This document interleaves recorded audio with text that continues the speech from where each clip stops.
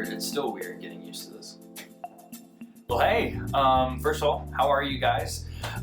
This is the second video now of our Quarantine Chronicles, is what I'm beginning to call it, where for now on, whenever I'm teaching, it'll be strictly through these videos, strictly through this video format. And like I said, every week I'll be releasing videos like this. Every Wednesday morning, I'll release these videos on our YouTube channel, and I'll make sure to send the link to you guys. As you can see, I'm in my room this time. I'm in the comfort of my home.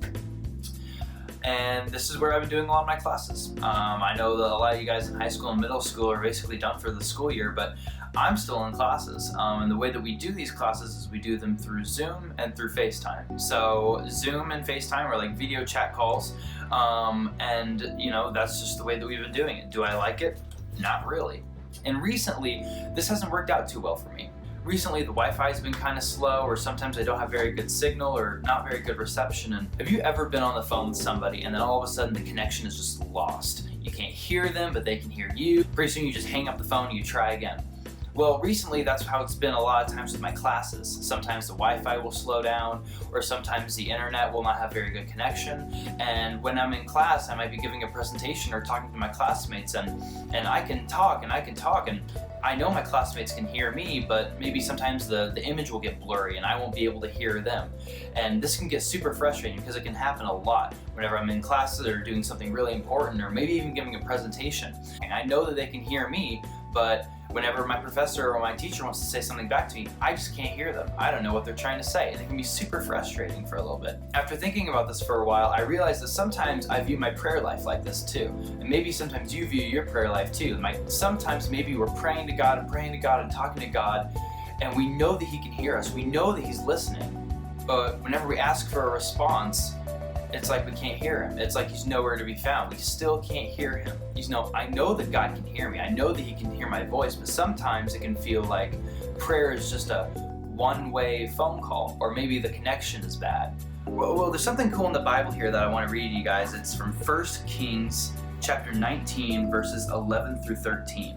The Lord said, "Go out and stand on the mountain in the presence of the Lord, for the Lord is about to pass by."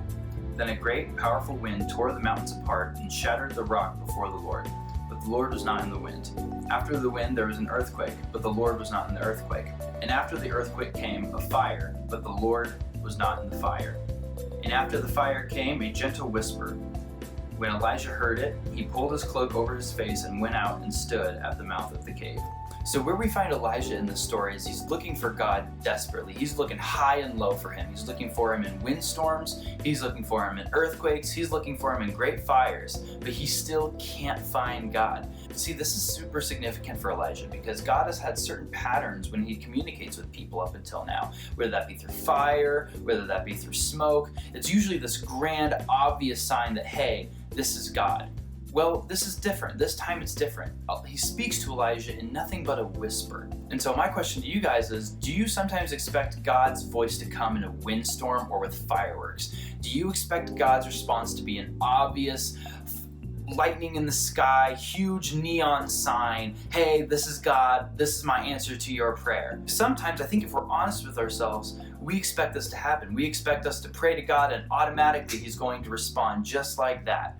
Well, sometimes it doesn't always work out like that, and in Elijah's case, it definitely didn't. And sometimes I'll pray to God a bunch, and I'll just never get a response in the time frame that I want. What I want you guys to take away from this video is that sometimes when we're looking for a giant neon sign from God, He's actually responding to us in a whisper. You see, when God answers our prayers, it's not always dramatic. When God answers us, it's not always a big obvious clue or a big obvious sign. Sometimes the way that God moves the largest is in the smallest of ways. So be patient. Be patient if God's not answering your prayers right now. Maybe you're super freaking out with this corona. Maybe you've got a lot of stress going on at home. Have patience. Know that God is listening to you. Know that God is responding to you. Maybe not in the way that we're expecting, but He is responding to you. So as a final question I want you guys to ask yourself is, how are you looking for God to answer your prayers?